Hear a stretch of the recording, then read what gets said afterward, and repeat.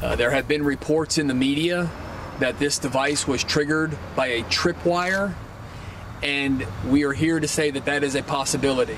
We understand that those reports are out there, and it is very possible that this device was a device that was activated by someone either handling, kicking, or coming in contact with a tripwire that activated the device. That's the message late last night from Interim Police Chief Brian Manley here in Austin after yet another explosion has rocked the city. And this makes 4 explosions in just 16 days, but this time in the southwest part of the city. So here you're looking at a map, right?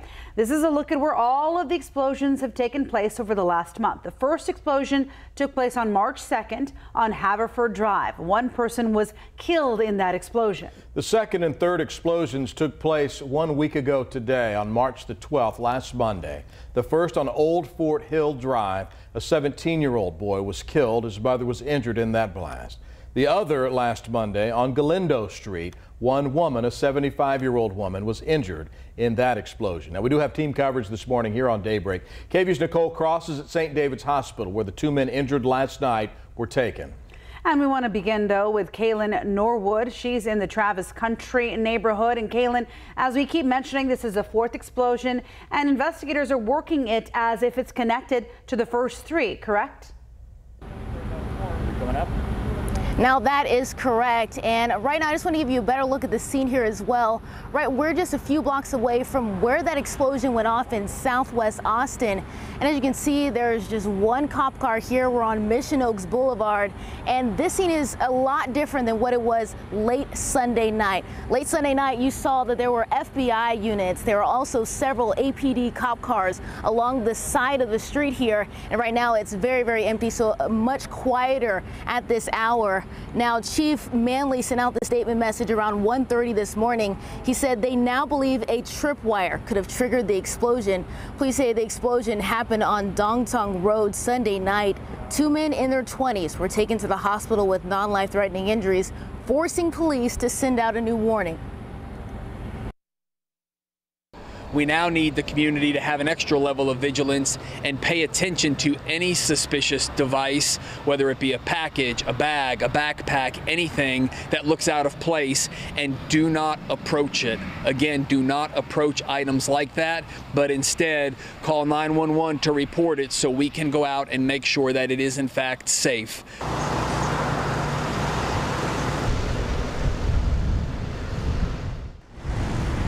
All right, Kaylin there, we lost her signal, but she's live in that neighborhood again, the very latest. 2 men injured in that neighborhood last night. The explosion happened just after 8:30 last night. Police there in the neighborhood as that investigation is just beginning and will pick up once the sun comes up this morning. And if you do live in that neighborhood, you know, obviously this is going to have a huge impact on your morning and your morning commute. And Jay Wallace also joins us now. And Jay, police have a very strong message for families this morning. And you've been speaking with families, right?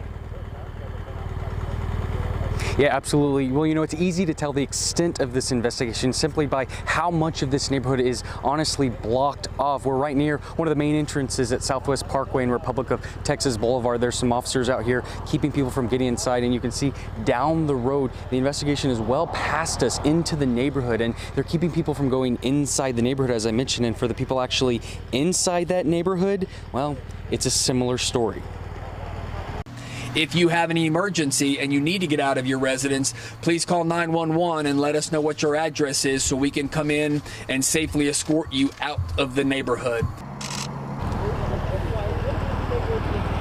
And this neighborhood is on lockdown as investigators try to work through the night, even into this darkness, so it's a little bit harder to investigate. But, you know, we mentioned keeping people from going into the neighborhood. That also includes AISD school buses, which is why students from this area will not be counted tardy today. And while these people that we're talking about in the neighborhood are left with many unanswered questions, including one neighbor who was home last night and heard that blast, initially thinking it was thunder. Now she's left wondering, why would her neighborhood be a target?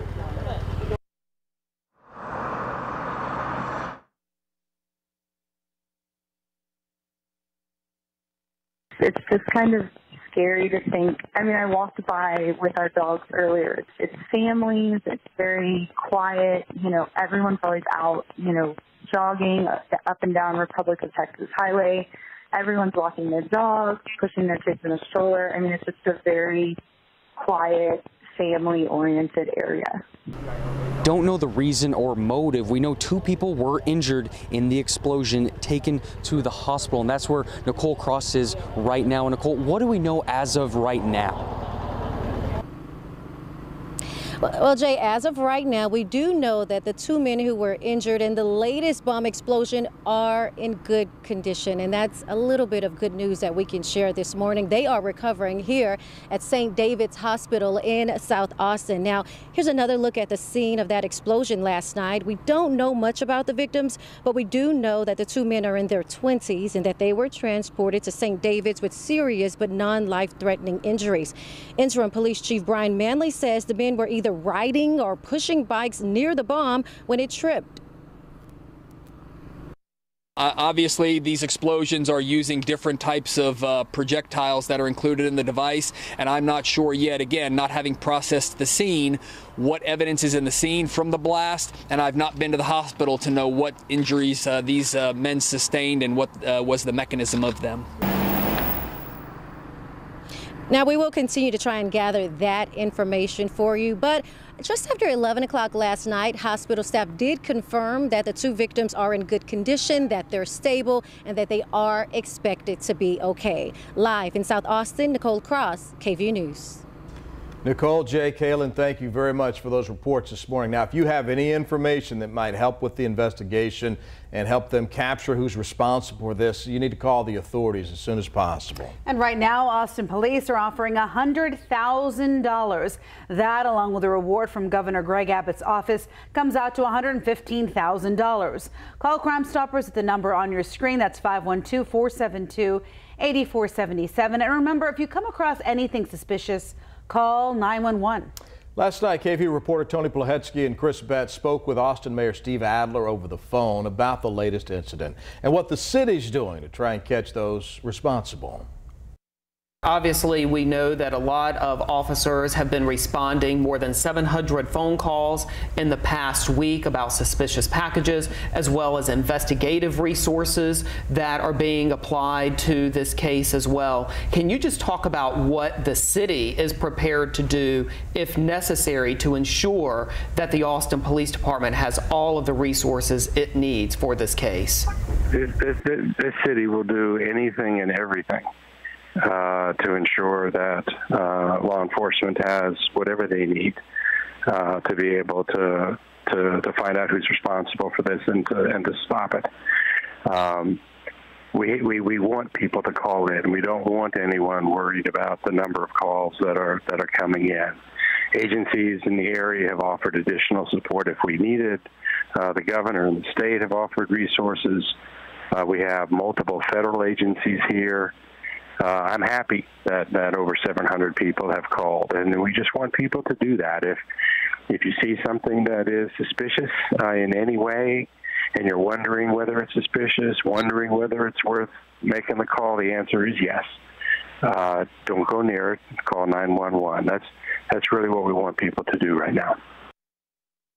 And as Mayor Adler said, there have been more than 700 reports of suspicious packages over the last week, and they're encouraging you to call 911 if you see anything out of place. And again, they're saying don't even approach it. Don't even try to handle it. Don't even try to just kind of take a look. Don't get curious. Just call 911. Initially, the first 3 explosions were packages. They were delivered to homes. This seems to be a bit different. They are all connected, according to the investigation at this point. At least they're treating them as if all 4 explosions are connected. You can see the map here where they happened. The first 3 on the east side of I-35. The latest last night, they're on the left side of your screen on Southwest Austin on Donsong Drive. Now, coming up at 6 a.m. here on Daybreak, we will have Austin Mayor Steve Adler live in studio to talk about the latest incident and the very latest on this investigation that is just growing and growing as we approach the daylight hours here. And make sure and stay with KVUE on air and online for more information. We'll bring it to you as soon as we get it, and we'll have continuing coverage from the scene of last night's bombing as well as the hospital on those 2 men who are recovering this morning throughout the day here on Daybreak.